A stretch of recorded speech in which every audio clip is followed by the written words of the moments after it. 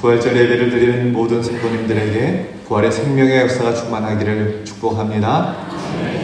예수님께서 사망 권세를 깨뜨리시고 부활하셨습니다.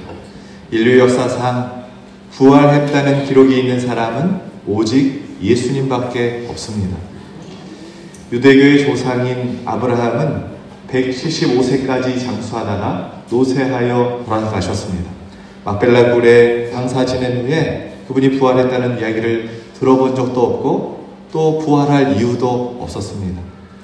불교를 창시한 석가모니는 80세에 식중독으로 돌아가셨어요. 그분은 임종 때 법을 의지하고 나를 의지하지 말라라고 말함으로써 자기가 진정한 신이 아닌 구원자가 아님을 직접 분명하게 밝히셨습니다. 석가모니는 부활한 적이 없습니다. 윤회설에 따르면 윤회해서 돌아오는 사람은 뭔가 모자라는 사람입니다. 불교는 죽으면 완전히 없어진다는 그런 사상이 있기 때문이죠. 서양 철학의 원조라고 불리는 소크라테스는 그 말년에 사약을 먹고 71세의 나이로 돌아가셨어요. 그는 다시 살아나겠다고 예언한 적도 없고 다시 살아났다고 말을 들은 적도 없습니다. 이슬람의 창시자 마호메트는 60세에 군대를 조직하고 그 군대를 이끌고 메카를 무력으로 정복을 합니다. 그리고 62세의 나이에 돌아가십니다. 이슬람은 늘 칼을 가지고 세계를 정복했고 지금은 지하드라는 거룩한 전쟁, 영적인 전쟁을 아직도 펼치고 있어요. 마호메트의 무덤은 만인에게 알려져 있고 부활했다는 이야기는 마호메트도 없습니다. 그러나 예수 그리스도는 33세에 십자가에 달려 죽으시고 사흘 만에 부활하셨습니다. 예수 그리스도의 신앙과 다른 종교의 본질적인 차이는 바로 이 부활 신앙에 있는 것입니다. 기독교는 생명의 종교, 부활의 종교입니다. 예수님의 부활이 없다면 우리 기독교는 존재하지 않을 것입니다. 예수님은 탁월한 윤리적인 교훈들을 많은 말씀을 하셨어요. 그러나 훌륭한 윤리적인 교훈들은 다른 종교들에게도 많이 있습니다. 예수 그리스도의 신앙과 다른 종교의 핵심적인 차이는 바로 예수님께서 부활하셨다, 사망 권세를 깨뜨리시고 다시 살아나셨다, 여기에 있다라는 것입니다.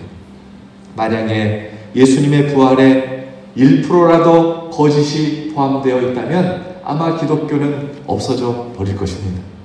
그런데 예수님께서 부활하셨을 때 그 소식을 제자들이 들었습니다. 그런데 그 사실을 좀처럼 믿을 수가 없었어요. 그 이유는 예수님이 정말 하나님이시다는 사실을 확신하지 못했기 때문입니다. 예수님께서 십자가에서 비참하게 죽는 모습을 제자들이 다 보고는 아, 예수님은 하나님이 아니시구나 이렇게 생각했던 것 같습니다. 여러분, 만약 송 목사가 죽었어요. 그래서 장례를 다 치르고 무덤에 묻었는데 며칠 뒤에 제가 부활했다 그런 소리가 들리면 여러분 믿을 수 있겠습니까? 안 믿는 것이 정상이고 안 믿어야 하지 않겠습니까? 제자들에게 있어서 예수님의 부활 소식도 마찬가지였다라는 것이죠. 도마를 보세요. 다들 예수님이 부활하셨다고 예수님을 만났다고 이야기하는데도 이 도마는 믿지 못하겠다고 합니다. 내가 예수님을 직접 만나고 직접 손과 발에 못자국 그리고 옆에 창자국에 손을 대봐야지 내가 믿겠노라 그렇게 얘기를 하지. 그랬던 도마에게 예수님께서 나타나셔서는 나의 못자국과 창자국을 만져보아라 라고 말씀을 하십니다. 그러자 도마가 예수님 앞에 고백하기를 나의 주님이시요 하나님 나의 하나님이시니이다 이렇게 고백을 하지. 그제서야 예수님을 하나님이라고 도마가 고백을 했다라는 것입니다. 여러분, 우리는 다 예수님이 하나님이심을 믿는 사람들입니다. 그러니 우리에게 있어서 부활절은 그리 놀랄만한 절기가 아니라는 것이죠. 우리 중에 이 절기를 보내면서 심히 충격을 받으시는 분은 없을 것입니다. 예수님을 하나님이라고 안 믿는 사람들에게는 예수님의 부활을 믿어지지 않는 일이지만 예수님을 하나님으로 믿는 사람에게는 예수님의 부활이 이상한 일이 아니다라는 것이죠. 또 역사적인 사실이기에 우리는 예수님이 부활하셨습니다. 그렇게 늘 고백할 수 있는 것입니다.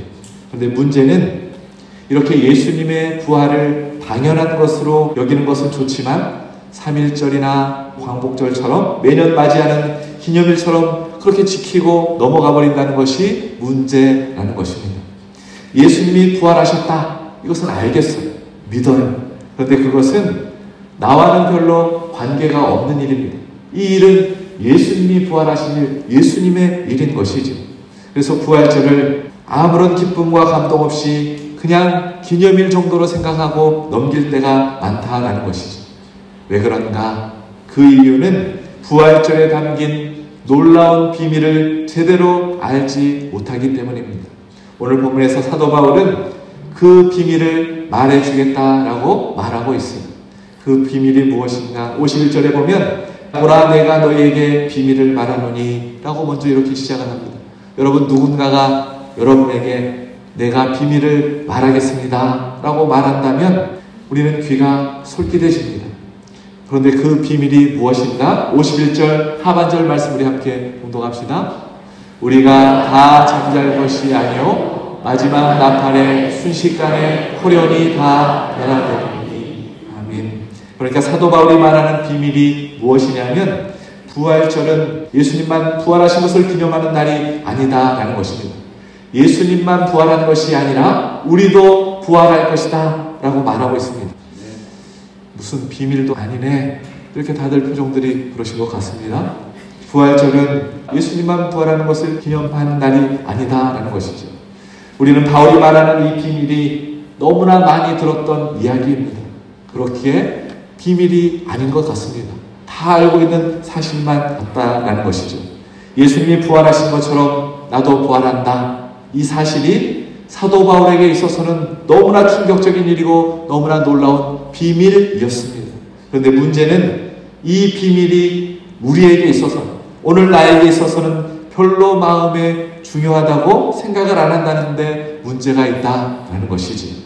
우리는 우리 몸이 부활한다는 것에 대해서 별 기대가 없습니다. 내 몸이 죽었다가 다시 부활할 것이다.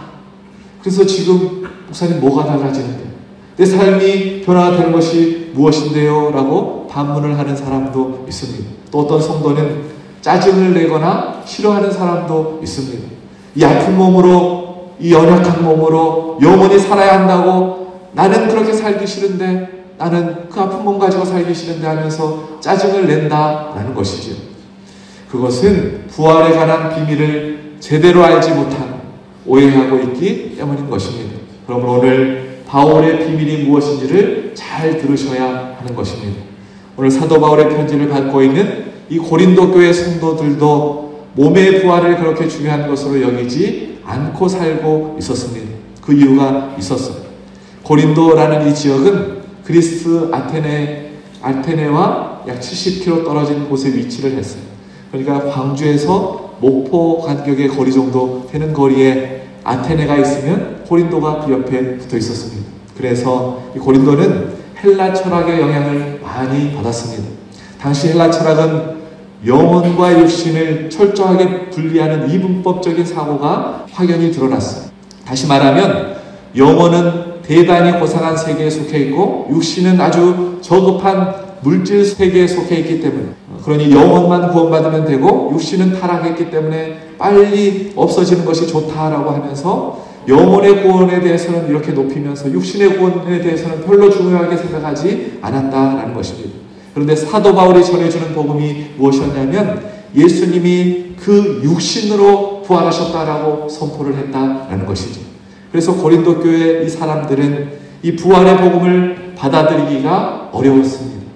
고린도전서 15장 12절 말씀 우리 함께 봉독합시다.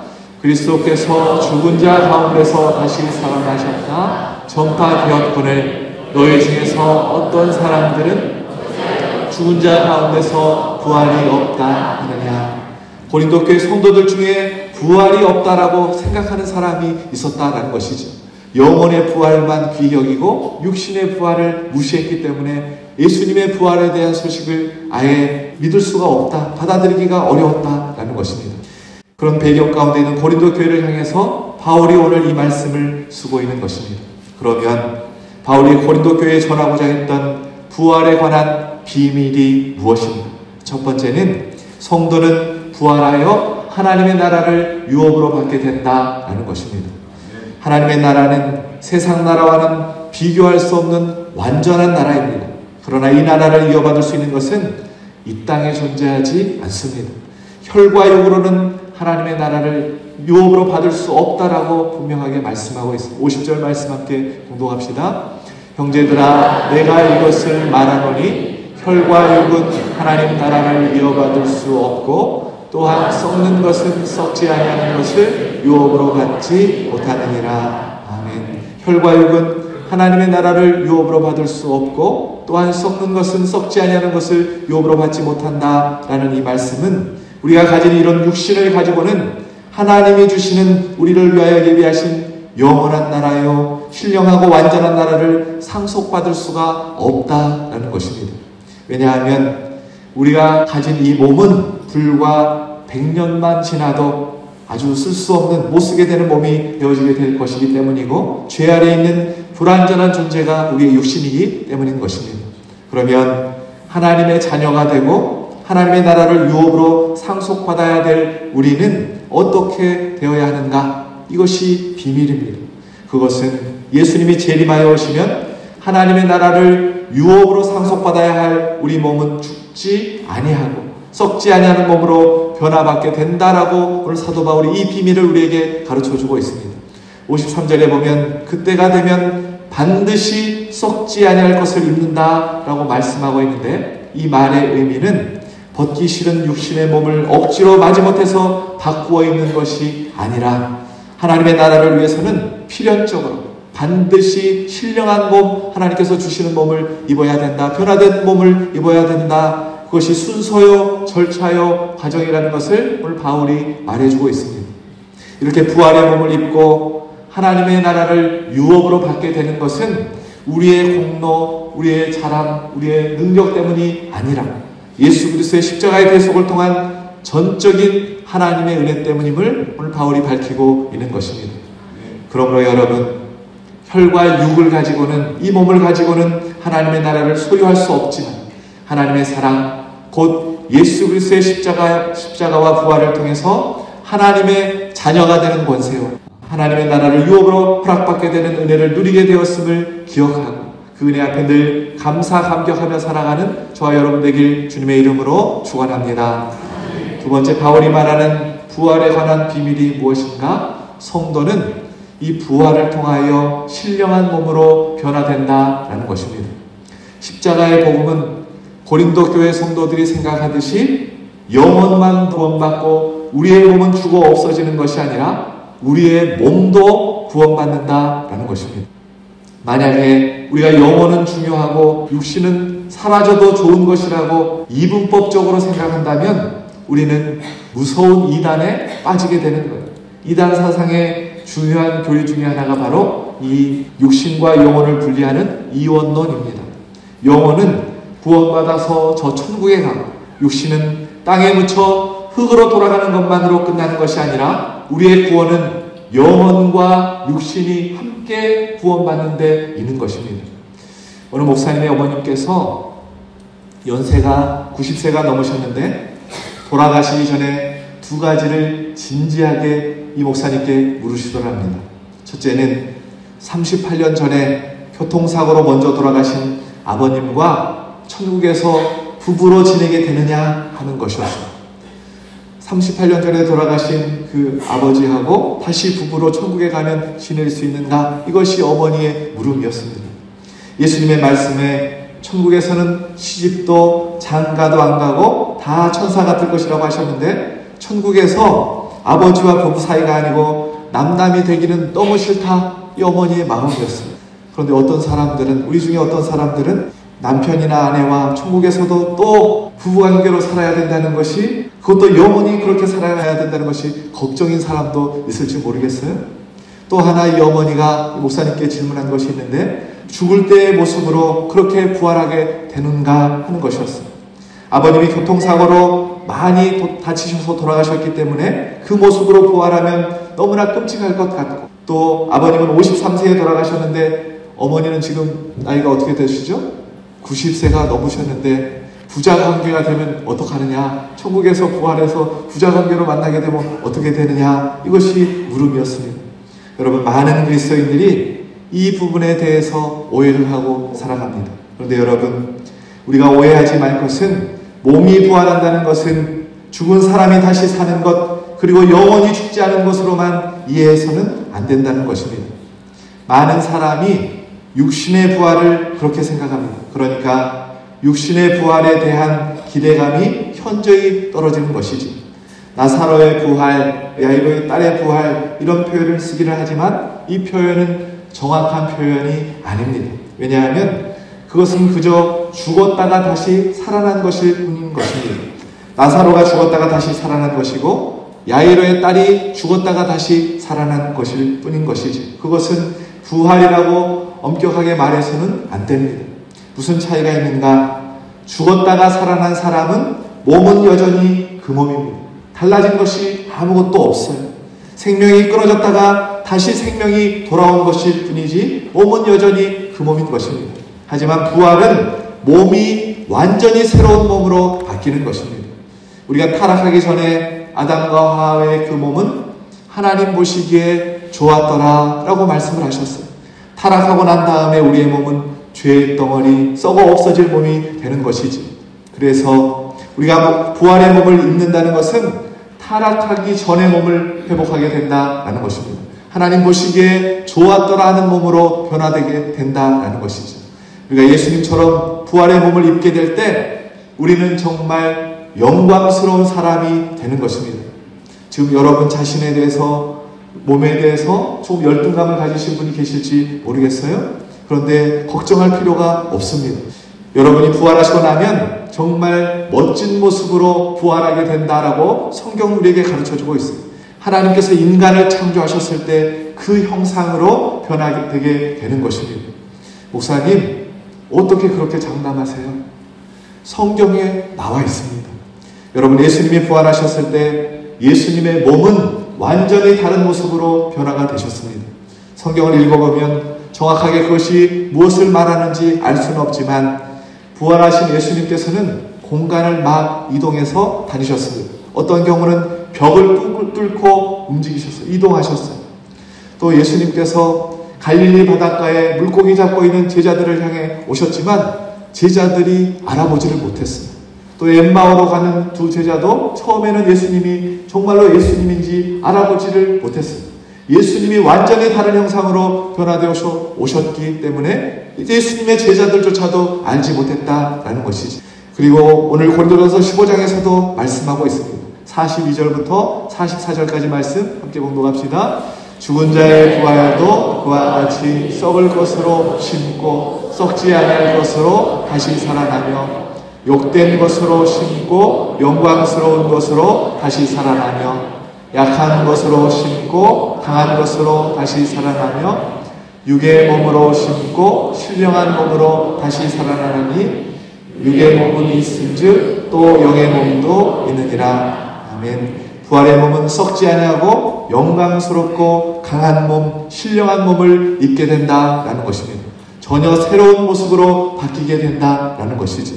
또 52절, 53절도 말씀하고 있어요. 함께 봉독합시다. 나팔 소리가 나매 죽은 자들이 썩지 아니할 것으로 다시 살아나고 우리도 변화되리라. 이 썩을 것이 반드시 썩지 아니할 것을 입겠고 이 죽을 것이 죽지 아니함을 입으리로다. 아멘. 썩지 않는다라는 말씀은 늙지 않는다라는 말씀입니다. 부활의 몸은 이제는 늙지도 않고 죽지도 않는 몸이 된다. 영광스러운 몸, 신령한 몸으로 변화되게 된다라고 말씀하고 있습니다. 지금 우리들이 가진 몸과는 완전히 다른 몸으로 변화되게 되는 것이지. 그런데 몸의 부활은 단순히 몸만 아름다워진다는 뜻이 아닙니다. 지금 우리들이 가진 몸과는 전혀 다른 몸으로 바뀌지만 또한 속 사람도 완전히 새로운 모습으로 변화되는 것입니다. 병든 것이 고침받고 장애가 없어지고 외모도 아름답고 멋있어진다, 그런 뜻만이 아니고 내 안에 속 사람도 완전한 사람, 완전한 성화의 사람으로 변화가 된다라는 것입니다. 이제는 육신의 욕구를 통해서 들어오는 죄성이 다 사라져버리는 것이고, 이 육신조차도 하나님께서 기뻐하시는 몸으로, 속사람으로 완전히 변화되게 되는 것을 의미하는 것이죠. 그래서 용서하려고, 사랑하려고, 음란하지 않으려고, 욕심을 버리려고 몸부림칠 필요가 없습니다. 애를 쓰지 않아도 주님 보시기에 기쁨이 되는 상태가 우리들의 상태가 되는 것입니다.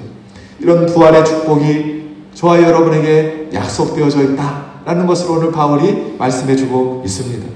이것이 우리가 사모해야 할 부활의 몸이고 진정한 성화, 완전한 성화의 몸인 것입니다. 그러면 언제 이렇게 변화될 수 있는가? 51절, 52절 말씀 다시 봉독합시다. 마지막 나팔에 순식간에 호련히 다 변화되리니 나팔 소리가 나매 죽은 자들이 썩지 아니할 것으로 다시 살아나고 우리로 변화되리라. 아멘.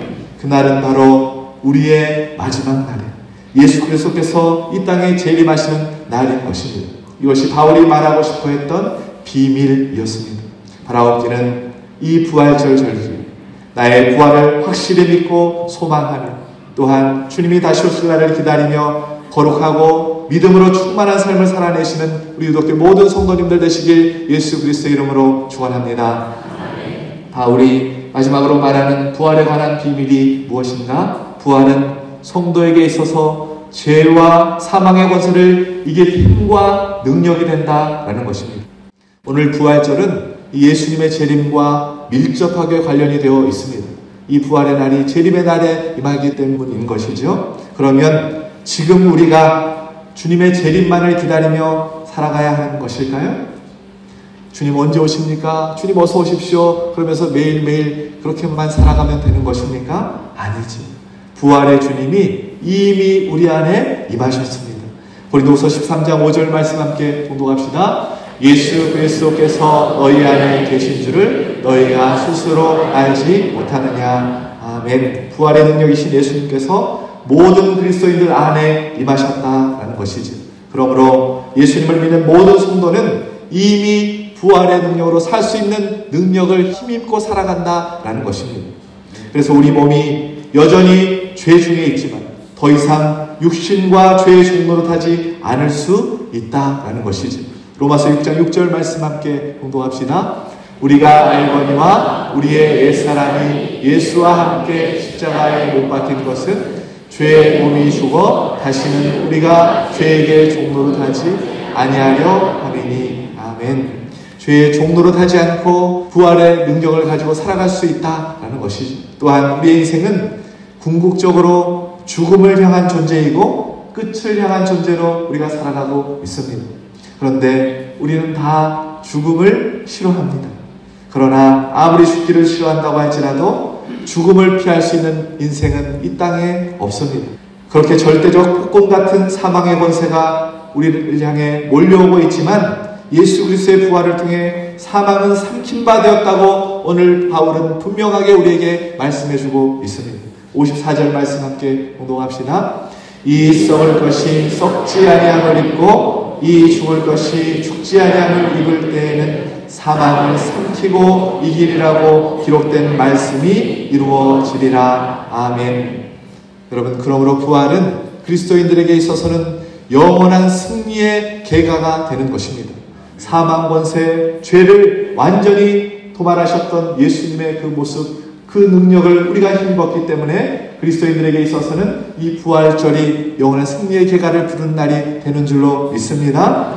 오늘 말씀에 의하면 지금 우리가 가지고 있는 몸은 썩을 몸, 욕된 몸, 약한 몸입니다.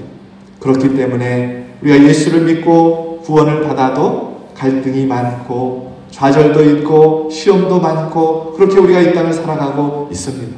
그러나 주님이 사망 권세를 이기시고 부활하심으로 예수 생명이 내 생명이 되고 예수 능력이 내 능력이 된 줄로 믿습니다.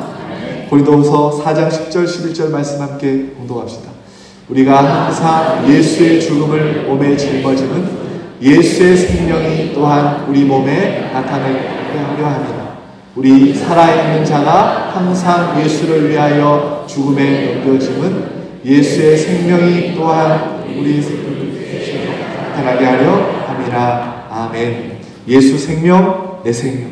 예수 능력, 내 능력이 되었다라는 것이지. 바로 없기는 우리 몸은 병들고 욕심 많고 음란하지만 예수 생명, 내 생명, 예수 능력, 내 능력임을 믿고 부활의 능력으로 날마다 승리의 계가를 부르며 살아가는 저와 여러분 되길 주님의 이름으로 축원합니다.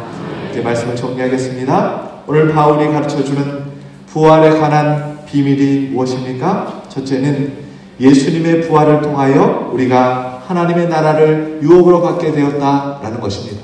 둘째는 예수님의 부활 때문에 우리도 부활할 소망이 생겼다라는 것입니다. 마지막으로 부활은 성도에게 죄와 사망을 이길 권세, 힘과 능력이 된다라는 것입니다. 이 비밀을 깨닫고 부활의 능력으로 승리의 계가를 부르며 날마다 살아가라고 바울이 우리에게 권면을 하고 있습니다. 본회포 목사님이 계세요. 그는 1943년에 독일의 나치에 의해서 잡혀가게 됩니다. 독일이 연합군에 항복하기 불과 한 달 전에 39세의 나이에 교수형에 처해진 순교자가 됩니다. 어느 날 한 간수가 문을 두드리고 감방 안으로 들어오는데 본회포 목사님이 직감적으로 자기의 마지막 순간이구나 라는 사실을 깨닫게 되었어요. 이 본회포 목사님이 벌떡 자리에서 일어나셔서는 감방에 있던 동료들에게 이렇게 인사를 합니다. 동지 여러분, 이제 나에게는 죽음이 왔습니다. 그러나 기억하십시오. 이것은 마지막이 아니고 시작입니다. 주님께서 나를 위해서 예비하신 아버지의 집에서 만날 때까지 여러분 안녕히 계십시오. 이렇게 마지막 인사를 하고 감방을 나서는 그에게 놀라운 평안과 기쁨이 임하는 것을 감방 안에 있던 모든 사람들이 충격과 감동으로 다 지켜보게 되었답니다. 그는 부활의 증인의 모습을 감방에 있는 모든 사람들에게 보여준 것이지. 그가 가족과 약혼녀에게 마지막으로 쓴 편지가 있는데 그것이 노래로 만들어졌습니다. 여러분 들어보셨을 거예요? 선한 능력으로 라는 노래입니다. 이 시를 통해서 우리는 부활을 가진 성도가 어떤 신앙 고백을 하고 어떤 소망을 가지고 살아가야 하는지 분명히 깨달을 수 있습니다. 우리 함께 찬양을 해볼까요?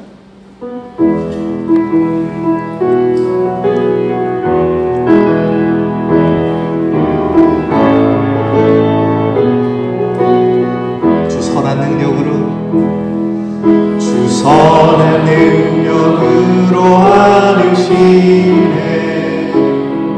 그 크신 팔로 날 붙드시네. 절망 속에도 흔들리지 않고 사랑하는 주 얼굴 구하니 선한 능력으로 일어서리.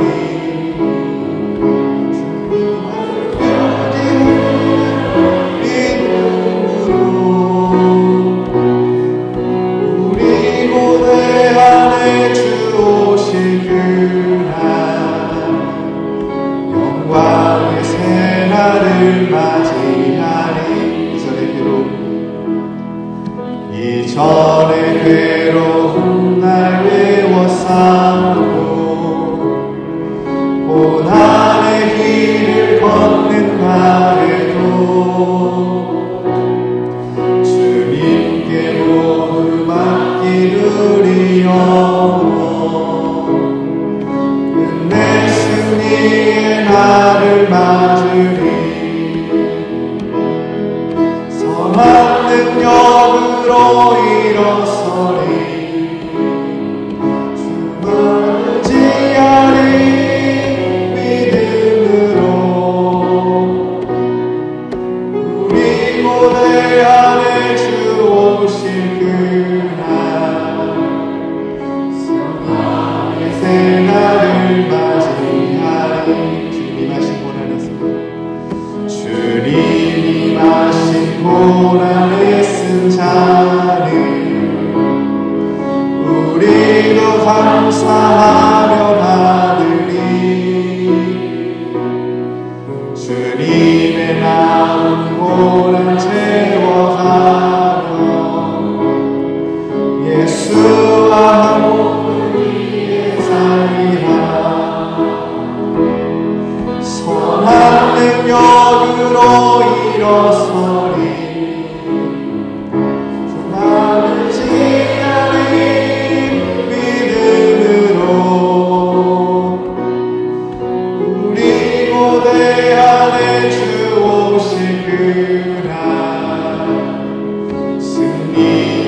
주의 날을 맞이하리. 아멘. 사랑하는 여러분, 예수님께서 사망 권세를 깨뜨리시고 부활하셨습니다. 부활의 첫 열매가 되어주셨습니다. 예수 생명을 가진 자로, 부활의 능력과 소망을 가진 자로, 본해퍼 목사님처럼 괴로운 나를 에워싸고 고난의 길을 우리가 걸어간다고 할지라도 선한 능력으로 일어나셔서 가정과 직장과 학교와 일터와 사업들 주님의 영광을 드러내며 살아가는 부활의 증인들이 우리 기독교 모든 성도님들 되시길 예수 그리스도의 이름으로 축원합니다.